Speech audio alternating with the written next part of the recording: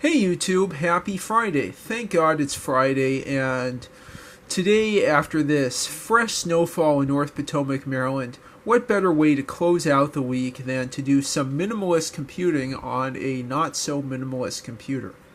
Tonight I want to show you how you can emulate another one of the first personal computers, not the first personal computer, the Kenback, but rather, if this thing will stay on, the COSMAC ELF computer using your Palm OS device. Like my trusty Palm TX here that I've had since the pandemic has served me very well and is incredibly fun to use.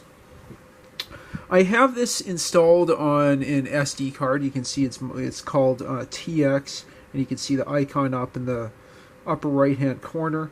I'm going to go ahead and go down, although I could also search for it by using T in this soft graffiti box here and going to all the programs that would start with T. On the right you can see TinyELF there.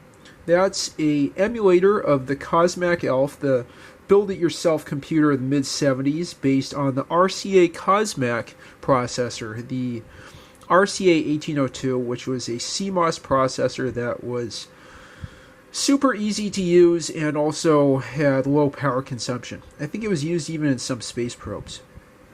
But anyway, this is a part of computing history, and this is what the kids of the 70s would use to cut their teeth metaphorically as far as understanding programming, machine language, assembly language, and so on.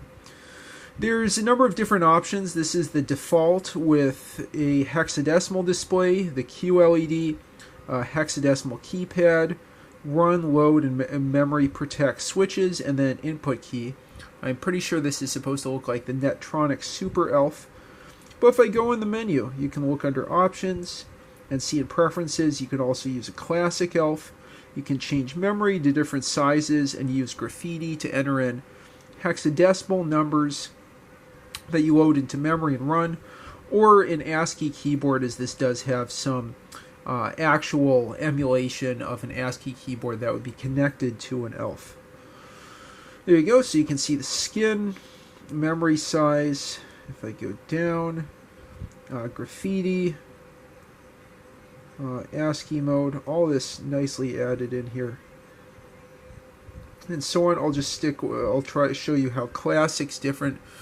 The original ELF had just toggle switches instead of the hexadecimal keypad, and an input button switch as well. But I think the Super ELF skin is a lot spiffier, or ELF 2, sorry, Netronics. I think it's the Netronics ELF 2. I think this is spiffier, and we're not in the 70s. We can get whatever we want now in the 2020s. Hey, it's 2025, everybody. We can get whatever computer we want. Okay, so I'll first show you the Hello World program for the COSMAC ELF that just toggles on the QLED.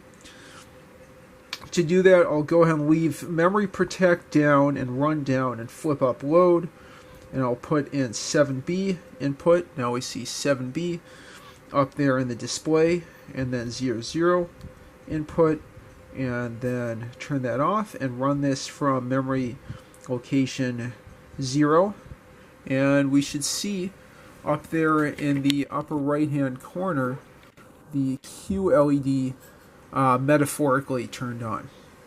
Okay, so I'll go ahead and turn the run switch off. Let's see what else I wanted to show you here. There's a PDB file that comes with this. You can download this from PalmDB that contains a number of different programs that include even Pixie emulation for the COSMAC ELF. Let me just show you the about page. This was written more than 20 years ago by Dave Rusk, who I think is still in the Facebook and Yahoo COSMAC ELF groups. Very, very cool. This is the most recent version. I'll post the PalmDB link in the description for you to download this for yourself.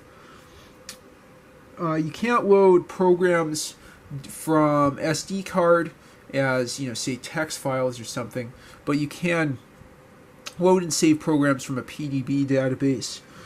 I'll show you a few examples here. Let's do the Starship Classic demo. This is a pretty famous demo of the Pixie graphics chip, which is used to connect a COSMAC ELF to a TV. Let's go ahead and run that. And there's your Pixie graphics. This is, a very famous demo of the ELF. Indeed, I think Chip 8, one of the first virtual machines for video games, is developed for the COSMAC system. And I think the 1802 was also used in the RCA Studio video game console. Okay, so I'll just go ahead and turn that off. Let's run a couple more programs here. Let's try Starship Animation. Run. Should be something animating here. Oh, I might have to enter something in here. Oops. Maybe not. Oops. Oh, okay. Yeah, so it does use that as a seed for the animation. I think I'm not quite running that right. I apologize. And there's a few other programs that show Pixie graphics. Let's try that.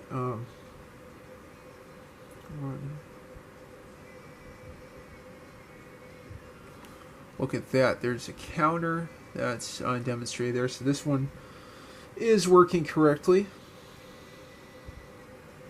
Okay. And I think there's also a... Yeah, so that was a seconds clock. There's also a let's see, this kaleidoscope. And then seconds clock on the hex display. Oh, okay, that's too big. Okay. That's a little bit strange. Okay. Yeah, I might need to reset the memory here. Okay. Yeah, that's strange. So that might take some debugging. Sorry that didn't work out. Okay. 0, 0. Input load. If I flip run on and off, just both on and off, I should be able. Let me just try that one more time. Let's see what other programs we have. With more memory, I could run through the ASCII keyboard task and Tiny Basic. Let's try that one more time. Yeah, I guess there's something wrong with that program or the amount of memory I've specified. What else was I going to show? Okay, so I'll go ahead to load and then input 0, 0. And just show you that I can also use graffiti to enter in ASCII here. F. There you go. C, D. I really like how on the TX it's showing me the actual keystroke. Sorry, pen stroke that I'm making. We could do A, B.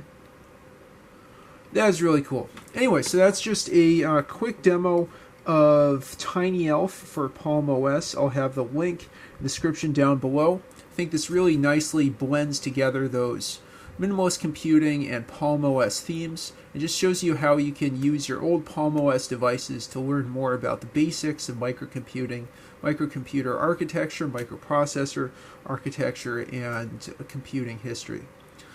I hope you enjoyed this video. I hope you found it helpful. If you have any thoughts, comments, suggestions, or questions, leave them in the comments down below. And please like and subscribe as always. Have a good one and have a great start to your weekend.